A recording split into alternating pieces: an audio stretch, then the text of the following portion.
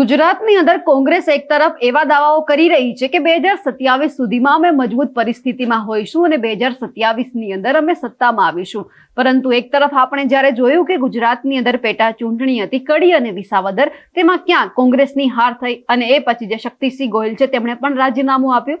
જ્યારે એમણે પ્રદેશ પ્રમુખ તરીકેથી રાજીનામું તો આપી દીધું, પરંતુ બીજી તરફ હવે જે કોંગ્રેસ છે તે જિલ્લા પ્રમુખોની વરણી પણ કરી રહી છે. હવે આ જ જિલ્લા પ્રમુખોની વરણીની અંદર ક્યાંક ને ક્યાંક માથાકૂટો સામે આવી રહી છે. કોઈ કહી રહ્યું છે કે અમારા સમાજના નેતાઓને તમે જિલ્લા પ્રમુખ બનાવો, તો બીજી તરફ વાહલા દવલાની નીતિ પણ સામે આવી રહી છે. હવે આ જ વાહલા દવલાની અંદર જો ક્યાંક બનાસકાંઠાની અંદર કોંગ્રેસને ક્યાંક ભારે પડી શકે એમ છે. વાત બનાસકાંઠા જિલ્લા પ્રમુખની કરવી છે કે જ્યાં ગેનીબેન ઠાકોરે ફરી એક વખત જે ગુલાબસિંહ રાજપૂત છે તેમનું ગોઠવી નાખ્યું છે, પરંતુ એ તરફ જોઈએ તો પૂર્વ જિલ્લા પ્રમુખ છે તે પણ ક્યાંક નારાજ જોવા મળી રહ્યા છે. હવે આખું સમીકરણ સમજવું છે, વિગતે ચર્ચા કરીએ. નમસ્કાર, આપ જોઈ રહ્યા છો નિર્ભય ન્યૂઝ અને હું છું આપની સાથે રિદ્ધિ. કોંગ્રેસની અંદર આપણે અવારનવાર એવું જોયું છે કે જો વહાલા દવલાની એક નીતિ સામે આવે છે તો ક્યાંક અંદરના જે નેતાઓ છે તે પણ નારાજગીના મૂડમાં હોય છે અને અત્યારે પણ ક્યાંક એવું થઈ રહ્યું છે. એક તરફ પ્રદેશ પ્રમુખ કોંગ્રેસના ગુજરાત પાસે નથી અને બીજી તરફ જોવા જઈએ તો ક્યાંક જે જિલ્લા પ્રમુખોની વરણી કરવામાં આવી રહી છે એમાં ક્યાંક એવું ઉઠ્યું છે કે મારે પ્રદેશ પ્રમુખ બનવું છે, મારે ટિકિટ જોઈતી હતી, મને રિપીટ કરવામાં આવે, આવું ઘણી બધી જગ્યા ઉપર ચાલી રહ્યું છે. તો ઘણી બધી જગ્યા ઉપર તો એવું છે કે અમારા સમાજના જિલ્લા પ્રમુખ બનાવવામાં આવે. તો જ્યારે બનાસકાંઠાની અત્યારે વાત કરી રહ્યા છીએ, બનાસકાંઠાની અંદર જે ગુલાબસિંહ રાજપૂત જેમને જે વાવની પેટા ચૂંટણી હતી ત્યારે જ્યારે કોંગ્રેસે એમને ટિકિટ આપી હતી તેઓ હારી ગયા, પણ અહીંયા જિલ્લા પ્રમુખની અંદર ગેનીબેન ઠાકોરે જો એવું કહીએ કે ગુલાબસિંહ રાજપૂતનું ગોઠવી પાડ્યું છે તો ક્યાંક એવું પણ લાગી રહ્યું છે વહાલા દવલાની અહીંયા નીતિ પણ સામે આવી છે. આ એટલા માટે કહેવામાં આવી રહ્યું છે કારણ કે એમના જે પૂર્વ જિલ્લા પ્રમુખ ભરતસિંહ વાઘેલા છે તે ક્યાંક નારાજ જોવા મળી રહ્યા છે, કારણ કે જ્યારે આ જિલ્લા પ્રમુખોની પસંદગી કરવાની હોય છે ત્યારે એક સેન્સ પ્રક્રિયા લેવામાં આવે છે જેમાં સૌથી વધારે મત છે તે ભરતસિંહ વાઘેલાને મળ્યા હતા. તેમ છતાં તેમને બાકાત રાખવામાં આવ્યા, રિપીટ કરવામાં ન આવ્યા અને અહીંયા ગુલાબસિંહ રાજપૂતને તેમણે જે કોંગ્રેસ છે એમણે જિલ્લા પ્રમુખ બનાવી દીધા.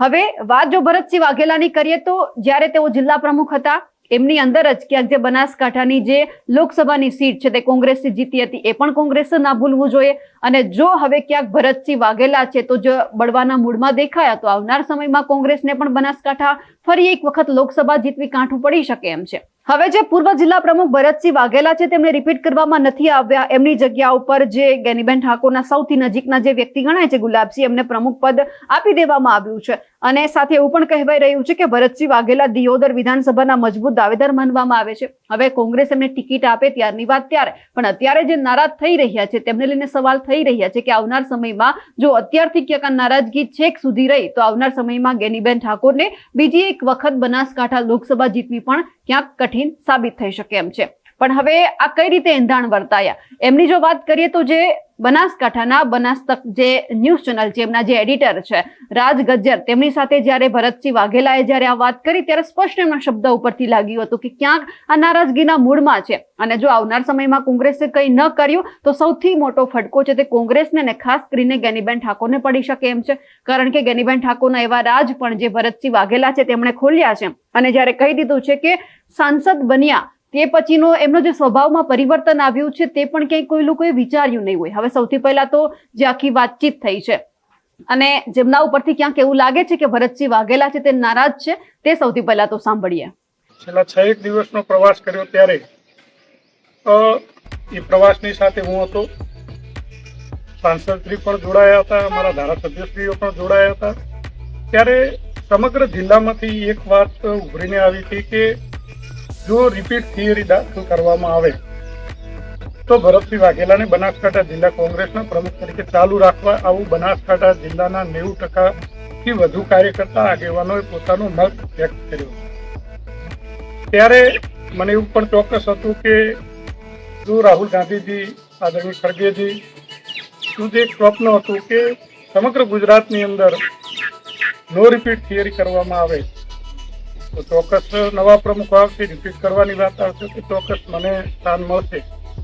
પરંતુ ખૂબ દુઃખ સાથે કહેવું પડે કે જ્યારે એ પ્રમુખશ્રીઓની નિયુક્તિનો પત્ર આવ્યો ત્યારે ઘણી જગ્યાએ લગભગ 40માંથી 20 જગ્યાએ પ્રમુખો રિપીટ થયા અને થોડી ઘણી ક્યાંક અંશે મને પણ એક સહજ આઘાત પણ લાગ્યો કે પાર્ટીએ કેમ આવો નિર્ણય કર્યો કે એ જ્યારે સાંસદ તરીકે ચૂંટાયા ત્યારે કાર્યકર્તાઓ સાથે સંવાદ કરવો, એમના સાંસદ નિધિમાંથી જે ગ્રાન્ટ આવે એ તાલુકા કોંગ્રેસ સમિતિના પ્રમુખો, તાલુકાના આગેવાનો, જિલ્લાના આગેવાનો સાથે બેસી પરામર્શ કરી અને એ ગ્રાન્ટોને કઈ વિકાસના કામોમાં વાપરવી એ પણ સંવાદ કરતા હતા. પરંતુ છેલ્લા 1 વર્ષથી કદાચ આ ગ્રાઉન્ડ ઉપર પૂછ્યો, કાર્યકર્તાને પૂછ્યો કે માન્ય સાંસદ સભ્યશ્રીએ કેટલો જિલ્લાના આગેવાનો સાથે સંવાદ કર્યો છે,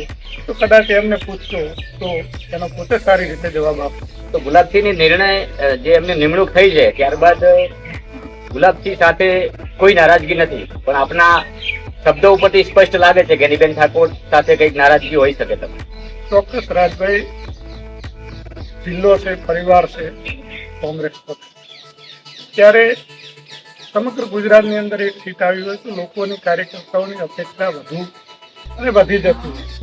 અને વર્ષો પછી જ્યારે તમે સીટ જીત્યા હોય ત્યારે કાર્યકર્તા પણ અપેક્ષા રાખતા હોય, મારા જેવા નાના કાર્યકર્તા પણ અપેક્ષા રાખતા હોય, કામ કરવાની હિંમત વધે. પરંતુ ક્યાંક ને ક્યાંક 2-3 બાબતોમાં મારે બનાસકાંઠા જિલ્લાના સાંસદશ્રીને ટોકવા પડ્યા. તો બાબર મુકામે પણ એક બનાવ બન્યો હતો, એમાં પણ ક્યાંક સામાજિક સૌહાર્દપૂર્ણ વાતાવરણ બગડે એવી પરિસ્થિતિ નિર્માણ થઈ. ત્યારે જે બાબરનો બનાવ બન્યો એમાં પણ મેં વખોડ્યો હતો. કોઈ પણ કાયદો હાથમાં લે ક્યારે શોખી ન લેવરાય, પરંતુ એક આગેવાન કાર્યકર્તા કે જવાબદાર વ્યક્તિની ફરજ બને છે કે એની આપણે લીડરશીપ ના કરવું, એને શાંત કરવું છે. તો ક્યાંક ને ક્યાંક બનાસકાંઠા જિલ્લાની અંદર ભાગીદાર સમાજે ખોબલે ને ખોબલે મત આપ્યા હતા. ત્યારે એક કહેવાય સમાજના પ્રતિનિધિ તરીકે કોઈક નાના મોટા ઇસ્યુ બને તો મેં સાંસદશ્રીનું ધ્યાન પણ દોર્યું હતું કે આપ બનાસકાંઠાના સાંસદ છો, તો એક સમાજ કે પ્રતિનિધિના સાંસદ નથી. ત્યારે ક્યાંક સામાજિક રીતે પણ થોડીક નારાજગી ઊભી થઈ. એના પહેલા પણ પોતે સાંસદ તરીકે ચૂંટાયા, ત્યારબાદ તમારી એક પોસ્ટ આવી. ચોક્કસ એમણે એક વાત કરી હતી કે ભાઈ સંગઠન જેવું કશું છે નહીં, અમે તો અમારી તાકાતથી ચૂંટાઈએ છીએ. ત્યારે કાર્યકર્તાઓમાં એક આહાતની ભાવના થઈ હતી. જો સંગઠનમાં કોઈ વ્યક્તિને જીતાડવા પાછળ સમાજ પણ હોય, સાથે કાર્યકર્તા પણ હોય અને આપણા શુભેચ્છકો હોય, બધાની મહેનત હોય ત્યારે આપણને પરિણામ મળતું હોય. અને વિશેષમાં જ્યારે ગુજરાતમાં એક સીટ તમે જીત્યા હો ત્યારે એનો જશ ચોક્કસ બનાસકાંઠા જિલ્લાના કાર્યકર્તાઓને, આગેવાનોને મળવો જોઈએ એવું સ્પષ્ટ માનું. હવે કદાચ ભરતસિંહ વાઘેલાને રિપીટ નથી કર્યા તો પાર્ટીએ કદાચ કંઈક મોટું પદ આપવાનું પણ હોઈ શકે છે. રાજભાઈ જુઓ, ઘણી બધી બાબતોમાં સંગઠન પ્રક્રિયા છે. ચોક્કસ મને પાર્ટીએ પ્રદેશ લેવલે જવાબદારીની વાત કરી છે, પરંતુ હું કહેવા માંગુ છું કે મેં પ્રદેશ તરીકે ખૂબ કામ કર્યું. પ્રદેશ કોંગ્રેસના મંત્રી તરીકે, આરજીપીએસના સપોઝ ચેરમેન તરીકે પણ મેં જવાબદારી નિભાવી છે. એટલે હવે એવું લાગે છે કે થોડોક સમય પરિવારને પણ આપીએ, કુટુંબને પણ આપીએ, થોડોક સમય આપણા પોતા માટે પણ આપીએ એવું હાલના તબક્કે તો મને લાગે. એટલે હવે એ વાત ઉપરથી સ્પષ્ટ થાય છે ભરતસિંહજી કે કોંગ્રેસે નિમણૂક તો કરી નાખી છે. તો હવે ક્યાંક ને ક્યાંક તમે જે હાલ શબ્દો બોલ્યા, પરિવારને સમય આપવો જ પડે, તો કોંગ્રેસથી દૂર રહેવા માંગો છો કે પછી? ચોક્કસ કાર્યકર્તાઓ સાથે, મારા શુભેચ્છકો સાથે મારી ચર્ચા ચાલુ છે. શું નિર્ણય કરવો, કેવો નિર્ણય કરવો, એ બધા સાથે ચર્ચા કરી અને ટૂંક સમયમાં આપની વચ્ચે આવીશ. અને હાલ તો પાર્ટીએ જેને પણ જવાબદારી આપી છે એમને શુભેચ્છા પાઠવું છું. ગુલાબસિંહભાઈને છે એમના નેતૃત્વમાં કોંગ્રેસ મજબૂત બને એટલું જ આજના તબક્કે કહીશ. ઘણી બધી વાતો કરવી, ઘણું બધું કેવું છે, ઘણું બધું અંદર ભરાયેલું પણ છે, પરંતુ ક્યાંક ને ક્યાંક પાર્ટીની પણ મર્યાદાઓ, પક્ષની પણ મર્યાદાઓ. ચોક્કસ પક્ષના ફોરમમાં રહી જ્યારે પાર્ટી પૂછશે કાર્યકર્તાઓનો જે અવાજ બનાસકાંઠા જિલ્લાનો છે, એ મારી સાથે જે જોડાયેલા કાર્યકર્તા, આગેવાનો, નેતાઓ છે એમની સાથે હંમેશા એમનો અવાજ બની અને પક્ષના ફોરમમાં પણ મારી વાત રજૂ કરી. એમના સુખ દુઃખમાં પણ સતત એમની સાથે રહીશ અને હું તો આભાર માનું છું બનાસકાંઠા જિલ્લાના મારા કાર્યકર્તાઓનો. જો સતત આ જ રીતે કોંગ્રેસ વહાલા દવલાની નીતિ અપનાવતી રહી તો આવનાર સમયમાં 2027માં જે સપનું જોયું છે કે અમે સત્તામાં આવીશું તે ક્યારેય કોંગ્રેસનું પૂરું નહીં થાય. અને જે રીતે કોઈ બળવો કરીને જાય છે, જો ભાજપ જે રીતે એમને હાંકી કાઢે છે, એ જ રીતે જો કોંગ્રેસની અંદર થાય તો પણ ક્યાંક કોંગ્રેસ છે તે ધીમે ધીમે બચી શકે એમ છે. પણ કોંગ્રેસમાં આવું છે જ નહીં. હરેક જગ્યા ઉપરથી બળવાના સૂર ઉઠ્યા છે, માથાકૂટ સર્જાય છે કે અમારે જિલ્લા પ્રમુખનું પદ જોઈએ છે. આવું ભાજપમાં નથી. ભાજપ એક વખત એવું કહી દે કે આ વ્યક્તિને જિલ્લા પ્રમુખ બનાવવાના છે તો પછી એમના ઉપર સ્ટેમ્પ વાગી જાય છે કે આ જ વ્યક્તિ બનશે. પછી કોઈ જ વ્યક્તિ છે, એમનો ઉમેદવાર છે, તે જાહેરમાં આવીને એવું નથી કહી શકતો કે મારે બનવું હતું. પણ કોંગ્રેસમાં ઊંધું છે. કોંગ્રેસમાં બધા લોકો જેને ટિકિટ જોઈતી હોય છે એ પણ કહી દે છે કે ના અમારે બનવું હતું, અમને આપવામાં નથી આવી એટલે અમે કોંગ્રેસમાં આમ કરીશું તેમ કરીશું. પણ હવે એ જોવાનું છે કે જે અહીંયા પૂર્વ જિલ્લા પ્રમુખ ભરતસિંહ વાઘેલાની જે આ નારાજગી છે તે કોંગ્રેસ કઈ રીતે દૂર કરે છે અને આવનાર સમયમાં બનાસકાંઠા જે જિલ્લા જેટલા લોકસભા બેઠક છે તે કઈ રીતે બચાવે છે. અમારા અહેવાલને લઈને આપનું શું માનવું છે કમેન્ટ કરીને ચોક્કસથી જણાવજો. સાથે જ અમારી નિર્ભય ન્યૂઝ ચેનલને લાઇક, શેર અને સબસ્ક્રાઇબ કરવાનું ભૂલશો નહીં. નમસ્કાર.